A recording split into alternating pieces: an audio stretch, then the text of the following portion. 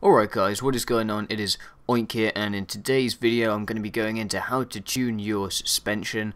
As many of you know, I do all of my own custom setups for my seasonal events, stuff like that, and I thought I'd just share some of my knowledge about tuning the suspension. Now, the overall tuning could take a long time to talk about, so I'm just going to focus on suspension. I'm going to try and keep it as short as I can, just so that you guys aren't here forever.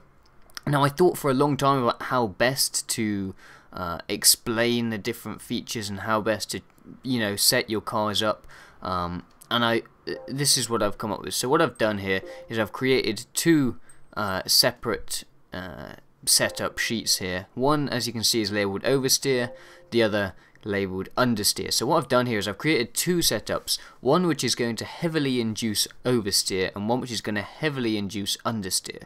Now, the point of these two setups is it would take me a long time to go through every single feature of the suspension and explain what it does and how you can change it to affect oversteer and understeer and all that kind of thing. So what I thought I'd do is I'd make an extreme setup for understeer and an extreme setup for oversteer. And then what you guys do is you can apply that to your own cars or your own track or your own driving style and use, what the knowledge I can give you here, and like I said, apply that to your own situation. So if I quickly go into Oversteer, you can see what I've done with the suspension, and hopefully that'll make some sense now.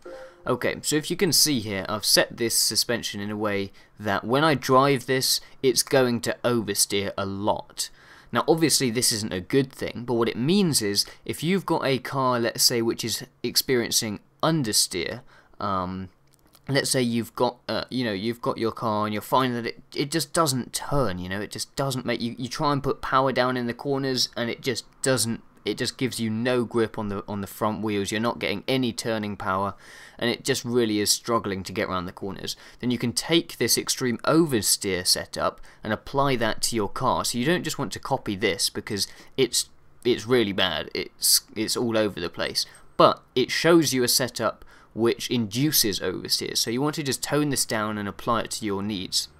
You can see here I've got a lower ride height, softer spring rate at the front, also less resistance on the dampers, both extension and compression, and a slightly higher anti-roll bars in the front than the back. Again, oppositely, I've got a higher ride height at the back, stiffer spring rate, more resistance on the dampers, both extension and compression, and a slightly less roll bars.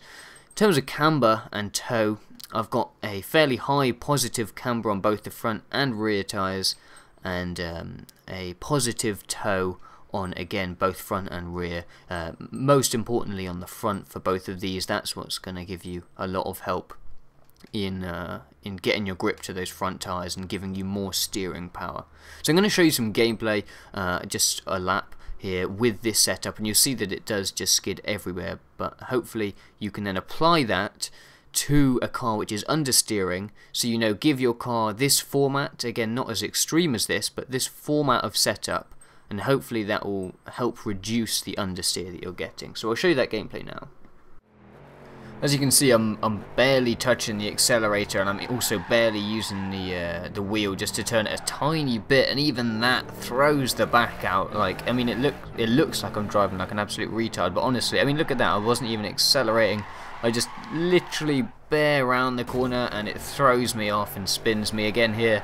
Just I try and turn in really gently, and it just throws me off. So it really was, insanely, strong in terms of the oversteer. Okay, so you can see that gives you more of an oversteer. Now if I switch to my understeer setup, you'll now see that this is almost the opposite of the oversteer, quite obviously. We've got a lower ride height at the back, softer springs, and less resistance on the dampers on extension and compression, and less resistant roll bars at the back, and the converse for, or the inverse I should say, on the front there, with more spring rate, higher ride height, and more resistance on dampers and the roll bar. We've also got a slight negative toe angle on the front and the rear, and a very slight camber angle on the back there. if you'd like to know what each of these features does, that would take me an awful long time to explain what each one actually does and what it's going to change. So what I'm going to let you guys know is these little yellow question marks are extremely handy. If I just bring one up here, you can see that they actually outline what each setting does. You know, you've got ride height, spring rate, dampers. It outlines exactly what it does and what will happen if you change it one way or another. You know, say if you do this, it might induce understeer or blah blah blah. And it really gives you a really good overview of what each feature does. And so for people who don't know any of that, that's a good place to start. But hopefully if you do know what I'm talking about with all these things, this will make some sense to you. So as I said, this is going to cause the car to understeer. So if you've got a car which you find is oversteering a lot, you know, it's just spinning in every corner, you're just turning way too much than you want the car to turn, and you want more forwards power, you know, when you want to go forwards but it just turns more, this is what you want. This is the setup that's going to help you with that. Again, this is on the extreme end of things, so you want to just tone this down compared to how I've done this, but this is the kind of format that you want, again with all of these kinds of settings, but maybe just less extreme, and that will help you prevent against the oversteer. So I'll show you a bit of gameplay from that now. So opposite to the last gameplay clip here, you can see I'm sort of half to full accelerator down, and my wheel was fully turned to the left going around that one, and it was just barely managing to keep in. And here I'm just having to almost stop accelerating to get around the corner just a bit there. You see just a lot of understeer. Again, coming around this one, I brake a lot to completely take the accelerator off, and it just really struggles. Okay, so there's the two bits of gameplay from the two sort of opposite setups there, and you can see how much of a difference the two different setups can make. You know, one which, you know, literally uncontrollable due to the oversteer, and one which it remains smooth but, you know, isn't fast because of the amount of understeer it has, and it just, you know, it just struggles to get around the corners at any speed.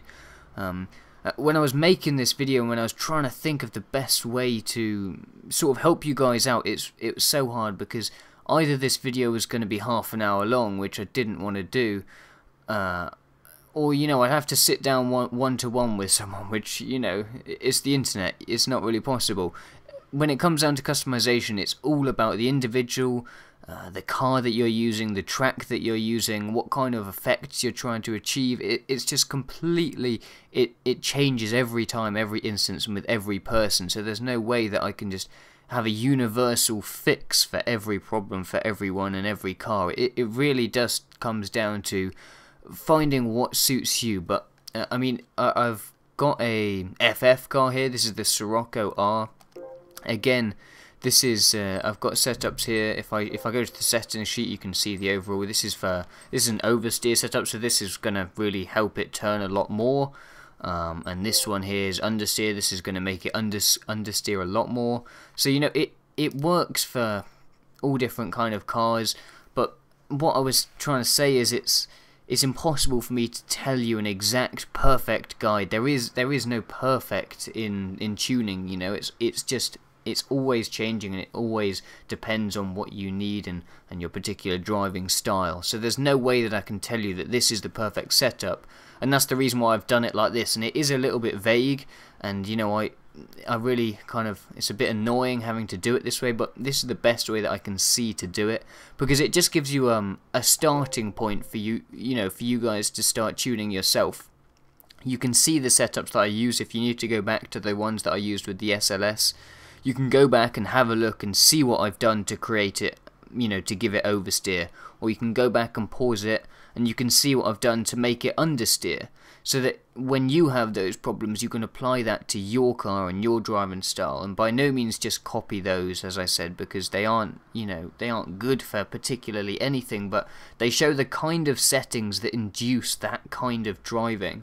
And that's the kind of thing that I'm trying to get across to you, is you've got to adapt it to what you need. You know, if you've just got a slight bit of oversteer, then go to my understeer video, see the kind of settings that I use to create the understeer, and just apply a small amount of it and then test it out. You know, go into a practice, try it out, see how it feels. If you think, still getting a bit too much roll coming around the corners, or not quite enough softness on the front suspension trying to get onto those front wheels or something, you know, whatever it is. And you can just tweak it here and there in little bits and just get it exactly right for what you need and for how you like it. And I think that's kind of the best I can do here, and I hope that, you know, these settings that I've shown you and the sort of explanation so you can see what does what effect, and you know, which settings are going to create what effect like that, and hopefully that will help you out. And I'm sorry I couldn't be more exact, but as always, I hope you enjoyed the video, and I'll catch you guys next time.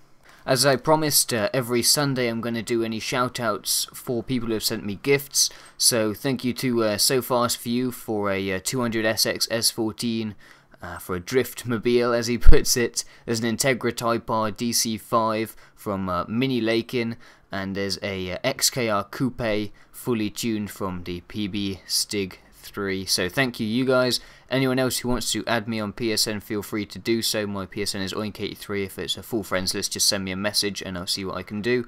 And any gifts, again, muchly appreciated, and you'll find yourself on next Sunday's video. So see you guys soon. Peace.